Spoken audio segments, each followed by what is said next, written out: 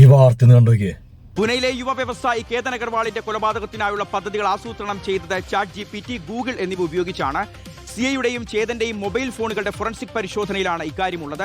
പിടിക്കപ്പെടാതെ എങ്ങനെ കൊലപാതകം നടത്താം, മൊബൈൽ ലൊക്കേഷൻ എങ്ങനെ ട്രാക്ക് ചെയ്യപ്പെടാതെ സൂക്ഷിക്കാം എന്നീ കാര്യങ്ങൾ ഇന്റർനെറ്റിലും ഡാർക്ക് വെബിലും തിരഞ്ഞിരുന്നതായി കണ്ടെത്തൽ. എങ്ങനെയെങ്കിലും മകളെ കൊന്നുകളയണമെന്ന നിലപാടാണ് സ്ത്രീയുടെ മാതാപിതാക്കൾ സ്വീകരിച്ചിരിക്കുന്നത്. എങ്ങനെയാണോ കേതനെ 400 അടി താഴ്ചയിലേക്ക് തള്ളിയിട്ട് കൊലപ്പെടുത്തിയത്, അതേപോലെ തന്നെ തങ്ങളുടെ മകളെയും കൊന്നു കളഞ്ഞോളൂ എന്നാണ് അന്വേഷണ സംഘത്തിന് മുന്നിൽ ഇപ്പോൾ സ്ത്രീയുടെ മാതാപിതാക്കൾ വ്യക്തമാക്കിയിരിക്കുന്നത്. അപ്പൊ ഇത് കഴിഞ്ഞ ദിവസം നമ്മുടെ പൂനെയിലത്തെ കേതൻ അഗർവാൾ കൊലക്കേസിലത്തെ പുതിയ അപ്ഡേറ്റ്സ് ആണ്. അപ്പൊ അതില് സിയ ഗോയലിന്റെയും, അതായത് അക്യൂസ്ഡ് ആയിട്ടുള്ള സിയ ഗോയലിന്റെയും പിന്നെ അവളുടെ ബോയ് ഫ്രണ്ടിന്റെയും മൊബൈൽ ഫോൺ ഫോറൻസിക്കിന് അയച്ചിട്ടുണ്ടായിരുന്നു. അതിന്റെ റിപ്പോർട്ട് കിട്ടിയതാണ്. അപ്പൊ അതിൽ ഞാൻ അന്നൊരു വീഡിയോ ചെയ്തിട്ടുണ്ടായിരുന്നു. അപ്പൊ ആ വീഡിയോയിൽ പറഞ്ഞ എക്സാക്ട് സംഭവം തന്നെ, അതായത് ഇവരുടെ ഇന്റലിജൻസ്, അതായത് ഇവരുടെ ബുദ്ധി AI, ഗൂഗിൾ തുടങ്ങിയ ഇതിൽ നിന്ന് അല്ലെങ്കിൽ പിന്നെ വല്ല സീരീസ് കണ്ടിട്ട് അങ്ങനത്തെ ബുദ്ധിയായിരിക്കും. കാരണം മണ്ടത്തരങ്ങൾ ഉണ്ടായില്ല, പറഞ്ഞു മനസ്സിലായ. അപ്പൊ ഇപ്പോഴത്തെ തലമുറയിലെ എല്ലാ ആൾക്കാരും, യുവജനങ്ങളായാലും വലിയ ആൾക്കാരാണെങ്കിലും എന്ത് കാര്യം ചെയ്യുകയാണെങ്കിലും, അതായത് നല്ല കാര്യമാണെങ്കിലും ചീത്ത കാര്യമാണെങ്കിലും അത് ചെയ്യാനായിട്ട് ഏറ്റവും കൂടുതൽ ഉപയോഗിക്കുന്നത് AI, ഗൂഗിൾ സംഭവമാണ്. അപ്പൊ ഇതിലുള്ള കാര്യം എന്ന് വെച്ച് കഴിഞ്ഞാൽ, ഇപ്പൊ ന്യൂസിൽ പറഞ്ഞ പോലെ കേതൻ അഗർവാളിന്റെ കൊലപാതകത്തിനായിട്ട് സിയ ഗോയലും അതുപോലെ തന്നെ അവരുടെ ബോയ് ഫ്രണ്ടായിട്ടുള്ള ചേതൻ ചൗധരിയും അവർ രണ്ടുപേരും AIയോട് ചോദിച്ച് മനസ്സിലാക്കി എങ്ങനെയാണ് കൊലപാതകം നടത്തേണ്ടത്.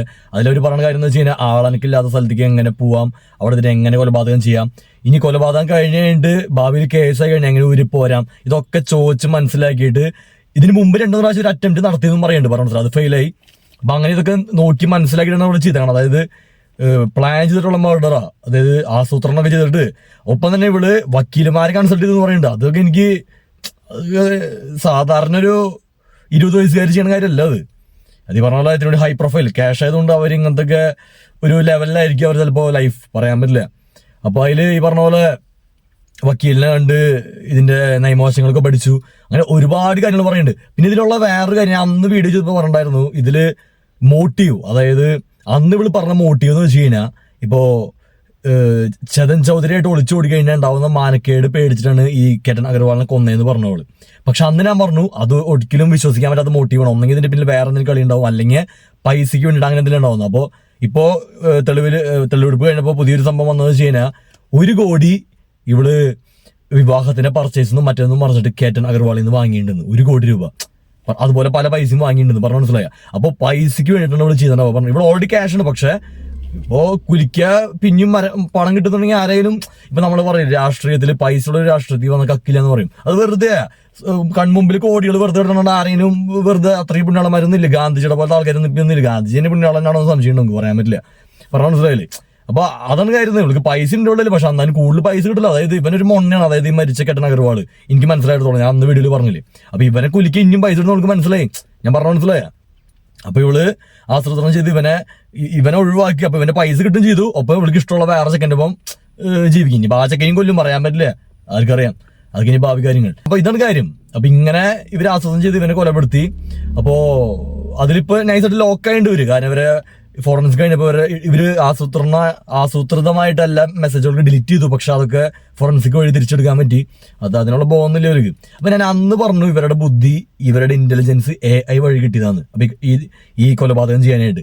അപ്പൊ ഇവരും ഇനിയുള്ള യുവതലമുറയൊക്കെ മനസ്സിലാവണം, നിങ്ങൾ കള്ളത്തരം ചെയ്യാനായിട്ട് AI ഉപയോഗിക്കുമ്പോൾ ഇത് അന്വേഷിക്കുന്ന പോലീസുകാരും അന്വേഷണ ഉദ്യോഗസ്ഥരും ഈ AI ഉപയോഗിക്കും ഇതിന്, അതായത് ഇത് കണ്ടുപിടിക്കാനായിട്ട്. പറഞ്ഞു മനസ്സിലായ. അപ്പോ നിങ്ങൾക്ക് ഈ കൊലപാതകം അല്ലെങ്കിൽ ഈ കൃത്യം ചെയ്യാനായിട്ട് AI പറഞ്ഞു തന്ന വഴികളുടെ മറുവഴി ഈ AI പോലീസുകാർക്കും പറഞ്ഞു കൊടുക്കും. ഞാൻ പറഞ്ഞു മനസ്സിലായ. അപ്പൊ AIനെ പൂർണ്ണമായിട്ട് നമ്പി കഴിഞ്ഞാൽ പണി കിട്ടും, അതാരായാലും.